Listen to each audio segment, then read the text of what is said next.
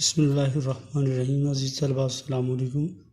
پیارے بچوں، آج ہم لوگ مرزا فرحت اللہ بیگ کی تحریر یعنی نصاب میں شامل سبق امتحان اس کی ریڈنگ کریں گے، اس کے مشکل الفاظ کے معنی پڑھیں گے۔ پہلے اس سے کہ ہم اس کی ریڈنگ کریں، اس کے مقاصد دیکھ لیں۔ ایک تو طلباء کو طنز و مزاح کے معنی سے مفہوم سے آگاہ کرنا مقصد ہے، یعنی اس سے آپ لوگ طنز اور مزاح کے معنی اور مفہوم سمجھیں گے۔ اس کے علاوہ آپ تعلیم و تدریس میں امتحان کی اہمیت سے واقف ہوں گے، اور اس کے ساتھ ساتھ آپ کو بتایا جائے گا کہ امتحان میں کامیابی کے لیے ذاتی محنت اور قدرت کی مدد ہی کام آتی ہے، اور اس کے ساتھ اس بات سے بھی آپ کو آگاہ کرنا ہے کہ ناجائز ذرائع سے امتحان میں کامیابی کے حصول کے لیے خواہش مند طلباء شرمندگی کے علاوہ کچھ حاصل نہیں کرتے۔ تو عزیز طلباء، اس کی ریڈنگ کرتے ہیں اور اس کے مشکل الفاظ کے معنی دیکھتے ہیں۔ نہ ہوئی گر میرے پرچوں سے تسلی نہ سہی، امتحان اور بھی باقی ہے تو یہ بھی نہ سہی۔ ادیب لکھ رہے ہیں کہ لوگ امتحان کے نام سے گھبراتے ہیں، لیکن مجھے ان کے گھبرانے پر ہنسی آتی ہے۔ آخر امتحان ایسا کیا ہوتا ہے؟ دو ہی صورتیں، فیل یا پاس۔ اس سال کامیاب نہ ہوئے تو آئندہ سال صحیح۔ میں اپنے دوستوں اور ہم جماعتوں کو دیکھتا تھا۔ یہ مصنف لکھ رہے ہیں اپنے دوستوں کے بارے میں، کہہ رہے ہیں کہ میں اپنے دوستوں اور ہم جماعتوں کو دیکھتا تھا، جو امتحان کے دن قریب آتے جاتے ان کے دوستوں کے حواس یعنی ہوش اور ان کا دماغ مختل کا معنی بگڑا ہوا، اور ان کی صورت اتنی سی نکل آتی تھی، یعنی بہت زیادہ کمزور ہو جاتے تھے۔ ایسا لگتا تھا جیسے کسی بیماری نے ان کو آ لیا ہو۔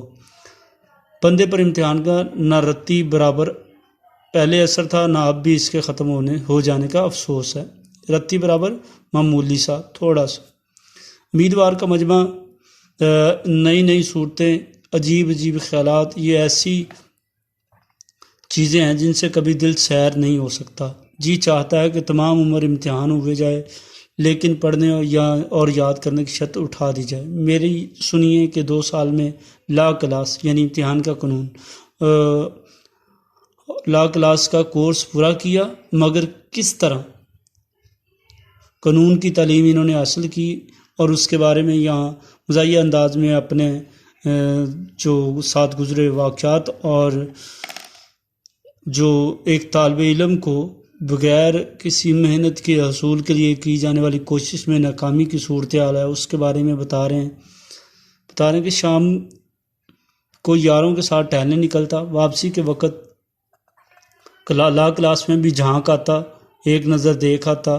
منشی صاحب دوست تھے اور لیکچرار صاحب پڑھانے میں مستغرق مصروف۔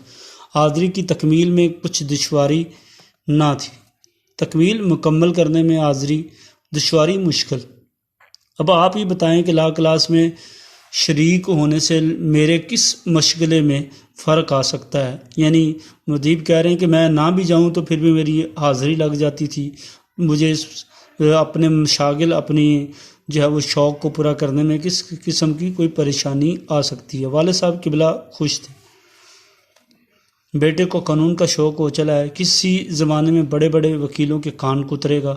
ہم بھی بے فکر تھے کہ چلو 2 برس تک کوئی محنت کے لیے کہہ ہی نہیں سکتا، بعد میں دیکھیے کہ کون جیتا ہے کون مرتا ہے، لیکن زمانہ آنکھ بند کیے گزر جاتا ہے، مطلب وقت گزرنے میں وقت نہیں لگتا، یعنی زندگی گزر جاتی ہے اور انسان کو صرف پچھتاوا رہتا ہے اگر وہ محنت نہ کرے۔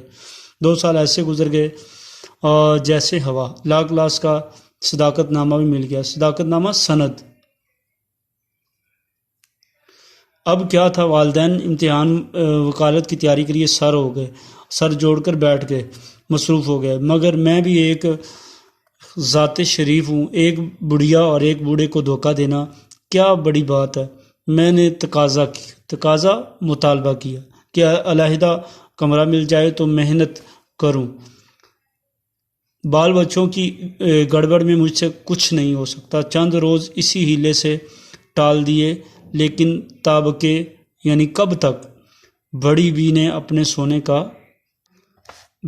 سونے کا کمرہ خالی کر دیا۔ اب میں دوسری چال چلا۔ دروازوں میں شیشے تھے، ان پر کاغذ چپکا دیا، لیمپ روشن کر کے لالٹین آرام سے 7 بجے سو جاتا اور صبح 9 بجے اٹھتا۔ اگر کسی نے آواز دی اور آنکھ کھل گئی تو ڈانٹ دیا کہ خواہ خواہ میری پڑھائی میں رکاوٹ ڈالا جاتا ہے۔ آنکھ نہ کھلی اور صبح کو سونے کا الزام لگایا گیا تو کہہ دیا کہ میں نے پڑھتے وقت کبھی جواب نہ دوں گا، یعنی جب آنکھ کھلی نہ اور کسی کی پکار کا جواب نہ دے سکے تو ادیب کہتے ہیں میں نے کہا کہ میں پڑھتے وقت کسی کا جواب نہیں دیتا، آئندہ کوئی مجھے پریشان نہ کرے، تکلیف نہ دے۔ بعض وقت ایسا ہوا کہ لیمپ بھڑک کر چمنی سیاہ ہو گئی، اور یعنی بہت تیز جو ہے اس کی آگ ہوگی اور میری زیادہ محویت اور محنت کا نتیجہ سمجھی گئی۔ یہ محسوس کیا گیا کہ جیسے جو ہے وہ بہت زیادہ ادیب محویت مصروفیت میں یعنی محنت کر رہے ہیں، محویت مصروفیت۔ بعض وقت والدہ کہتے بھی تھے کہ اتنی محنت نہ کیا کرو، لیکن میں زمانے کی ترقی کا نقشہ کھینچ کر ان کا دل خوش کر دیتا۔ خدا کر کے یہ مشکل بھی آسان ہوگی اور امتحان کا زمانہ قریب آیا۔ میں نے گھر میں بہت کہا کہ ابھی میں امتحان کے لیے جیسا چاہیے ویسا تیار نہیں ہوں، لیکن میری مسلسل حاضری نے لا کلاس اور شبانہ روز کی محنت نے ان کے دلوں پر سکہ بٹھا رکھا تھا، سکہ روب۔ وہ کب ماننے والے تھے؟ پھر بھی احتیاطاً اپنے بچاؤ کے لیے ان سے کہہ دیا کہ اگر میں فیل ہو جاؤں تو اس کی ذمہ داری مجھ پر نہ ہوگی، کیونکہ میں اپنے آپ کو ابھی امتحان کے قابل نہیں پاتا، یعنی امتحان کے قابل نہیں سمجھتا کہ میں امتحان میں پاس ہو سکوں۔ لیکن والد صاحب مسکرا کر بولے کہ امتحان سے کیوں ڈرے جاتے ہو؟ جب محنت کی ہے تو شریک بھی ہو جاؤ، کامیابی اور ناکامی خدا کے ہاتھ میں ہے۔ مرد بایت کے ہراسانہ شد، مرد وہ ہوتا ہے جو ہراسانہ ہو، جو ڈرے نہ، جو خوفزدہ نہ ہو۔ تو عزیز طلبہ، آج کا سبق یہاں تک، اور مشکل الفاظ کے معنی یاد کریں۔ سبق نمبر یہ ہمارا 9 ہے، مرزا فرحت اللہ بیگ سبق امتحان ہے، اور اس کی ریڈنگ کریں۔ انشاءاللہ نیکسٹ لیکچر کے ساتھ کل ملتے ہیں، کل تک کے لیے اللہ حافظ، السلام علیکم۔